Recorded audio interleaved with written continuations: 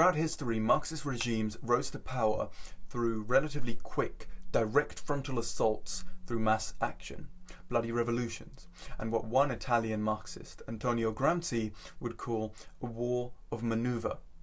Now, Gramsci realized and recognized that in highly developed societies, in liberal democracies, a war of maneuver is likely to fail, and that radical social change is likely to be the result of slow, patient organizing, inside and outside, of key institutions.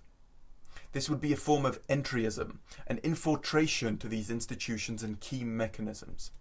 Now, his ideas were crystallized in the 60s by a young German Marxist student, Rudi Dutschke.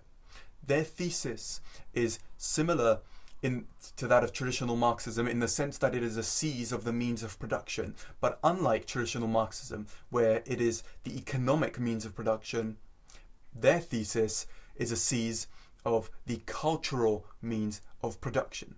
The idea behind this is to transform the consciousness of society. Now, these institutions start with the family, religion.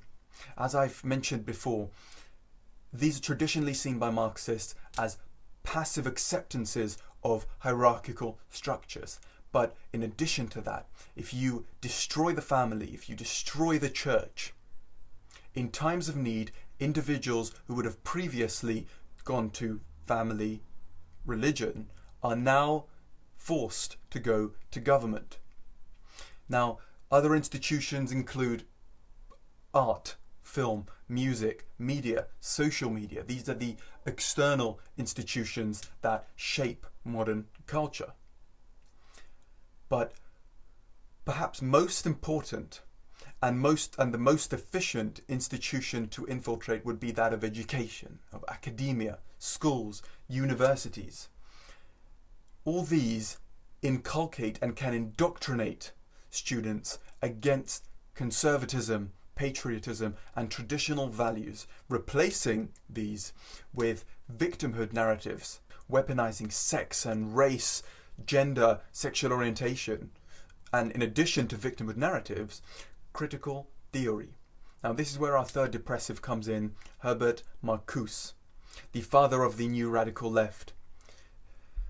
Dutschke and Gramsci's thesis was picked up by him with enthusiasm, and he invented and instilled two other dangerous ideas.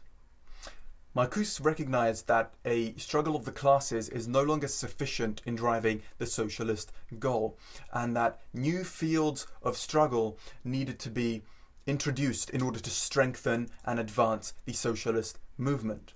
So this would be how Marxist opportunists seek out the most advantageous identity group to serve as emancipation agents fighting for the socialist goal.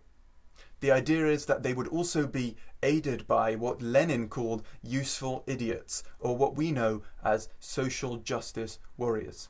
This idea is the coalition of minorities. Now, the second idea is that of repressive tolerance. The idea that tolerating free speech is more harmful to free speech than not tolerating it. In other words, ideas that do not align with that of the new left should not be expressed. Now, I truly think this may be the most dangerous idea of them all, as on the micro level, speech and voices of dissent are key to maintaining democracies. Democracies which have nothing in common with socialism, but one word: equality. The key difference is, while democracies seek equality in liberty, socialism seek it in restraint and servitude.